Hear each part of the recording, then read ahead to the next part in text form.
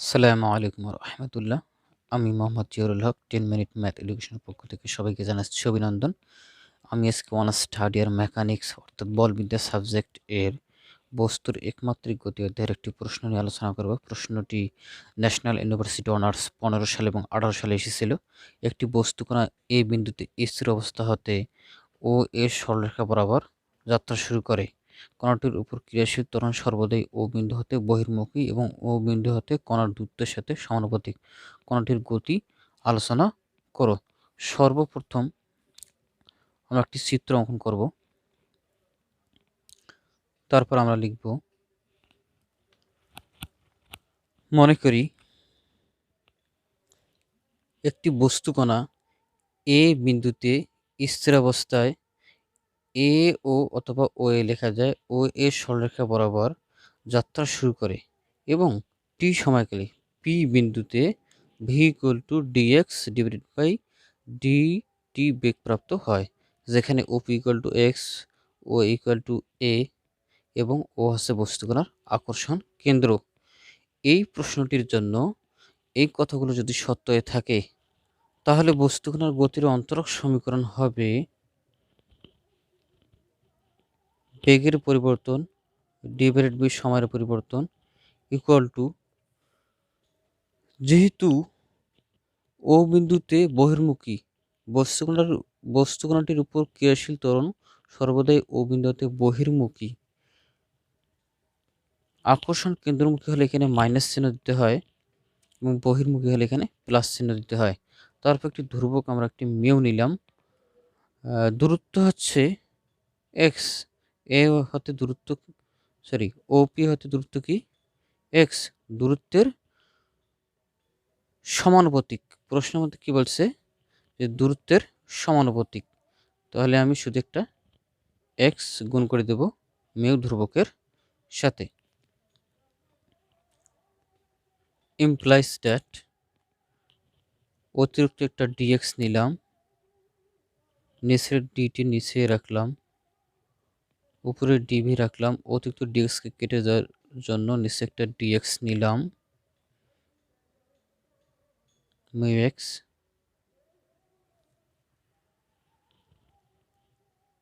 সরণের পরিবর্তন অর্থাৎ দূরত্বের পরিবর্তন ডিভাইড বাই সময়ের পরিবর্তন আমরা কি লিখতে পারি ভি, উপরে ডিভি লিখলাম, নিচের ডিএক্সকে বাম দিক থেকে ডান দিকে নিয়ে যায়।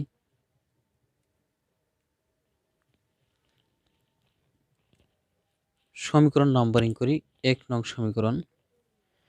1 নং সমীকরণ কি? 1 নং সমীকরণের বাম পক্ষকে ভি ইকুয়াল টু 0 হতে ভি ইকুয়াল টু ভি এবং ডান পক্ষকে এক্স ইকুয়াল টু এ হতে এক্স ইকুয়াল টু এক্স সীমার মধ্যে সমাকলন করে পাই। 1 নং সমীকরণের বাম পক্ষটি লিখলাম, ভি এর lower limit V equal to 0, V এর upper limit V equal to V is equal to, ধ্রুবক সমাকলন চিহ্নের বাইরে রাখলাম, এক্স এর lower limit X equal to A হতে upper limit X equal to X X DX লিখলাম।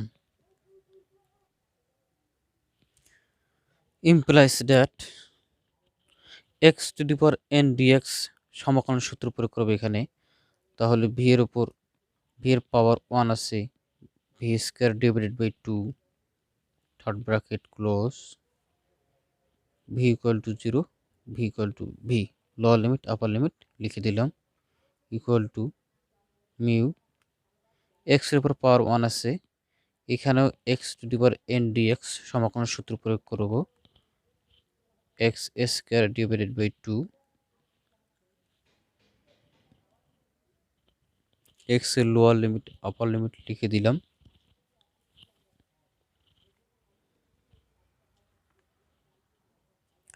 এবার থার্ড ব্র্যাকেটের ভিতরে অংশে আপার লিমিট একবার বসিয়ে দিব, লোয়ার লিমিট একবার বসাই দিব।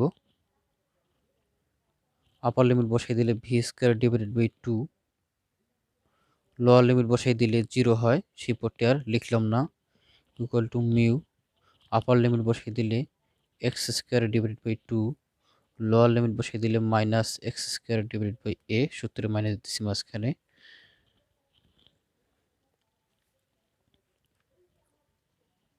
বাম অংশে কোনো কাজ করলাম না, ডান অংশে ভগ্নাংশের নামে কাজ করব।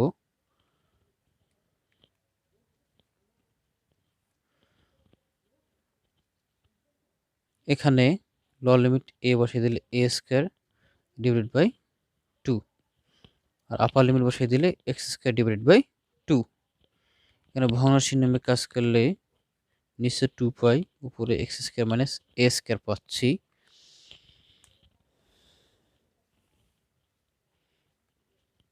implies that উভয় পক্ষের 2 বাদ V square is equal to mu into X square minus A square. A square বাম দিক থেকে ডান দিকে নিয়ে যাই, root mu root X square minus A square. সমীকরণ নাম্বারিং করব, 2 নং সমীকরণ। ভিকে চেঞ্জ করব স্বর্ণের পরিবর্তন ডিভাইডেড বাই সময়ের পরিবর্তন। ডান দিকে যা আছে লিখলাম, এক্স গুলো একদিকে করি, বাকি যা আছে আরেক দিকে করি। আমি এক্স গুলো বাম দিকে করব, এক্স গুলো বাম দিকে আনবো,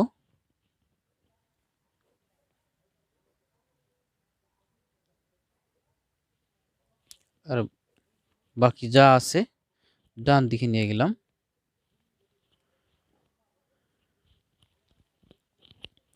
সমীকরণ নাম্বারিং করলাম, 3 নং সমীকরণ। এখন 3 নং সমীকরণকে এক্স ইকুয়াল টু এ হতে এক্স ইকুয়াল টু এক্স এবং টি ইকুয়াল টু 0 হতে টি ইকুয়াল টু টি এর মধ্যে সমাকলন করব। সমাকলন চিহ্ন দিলাম, এক্স এর লোয়ার লিমিট আপার লিমিট লিখে দিলাম, যা আছে বাম দিকে লিখে দিই।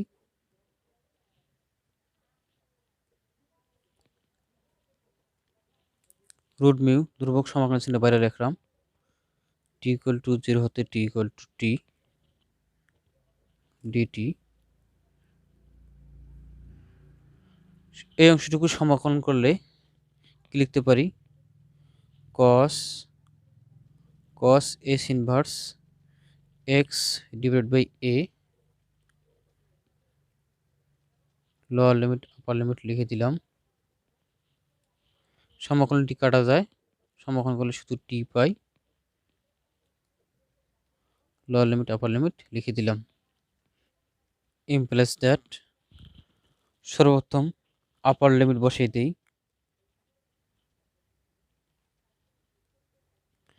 বিয়োগ দিয়া লোয়ার লিমিট বসিয়ে দিলে 1 পাই, আপার লিমিট বসিয়ে দিলে টি, লোয়ার লিমিট বসিয়ে দিলে 0, মাইনাস 0 লিখলাম না।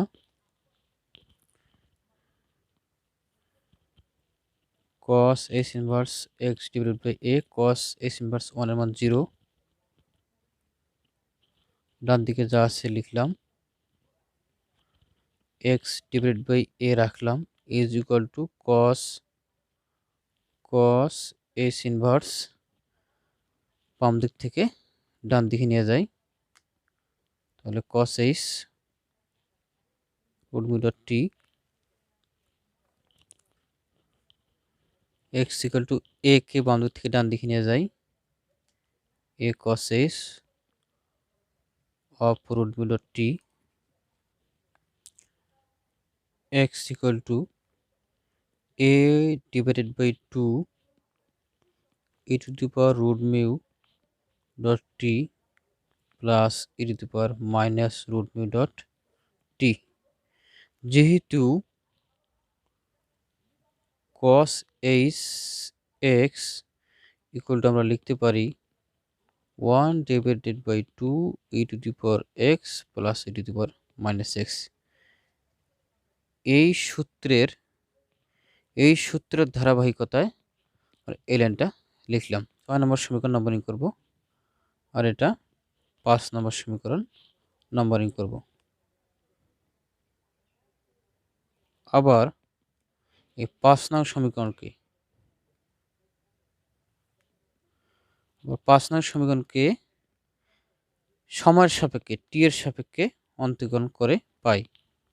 বাম অংশকে টি এর সাপেক্ষে অন্তরীকরণ করলে dx ডিভাইড বাই dt, এখানে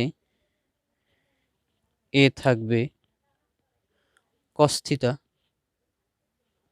cos s থিটা, তার মানে কি লিখতে পারি sin s থিটা,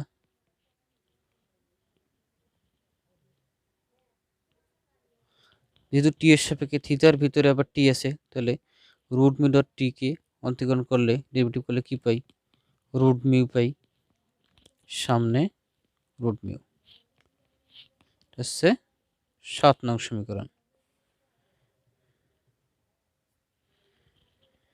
এখানে 5 নং এবং 6 নং সমীকরণেই বস্তুকণার গতির সমীকরণ নির্দেশ করে। আর যদি 7 নং প্রমাণ করতে বলে তাহলে 7 নং সমীকরণ পর্যন্ত আমরা লিখে দেব। তো আজকে এ পর্যন্তই। ভিডিওটি যদি ভালো লাগে থাকে তাহলে একটু লাইক দিবেন। পরবর্তী ভিডিও সবার আগে পাওয়ার জন্য সাবস্ক্রাইব করে রাখবেন। আসসালামু আলাইকুম ওয়া রাহমাতুল্লাহ।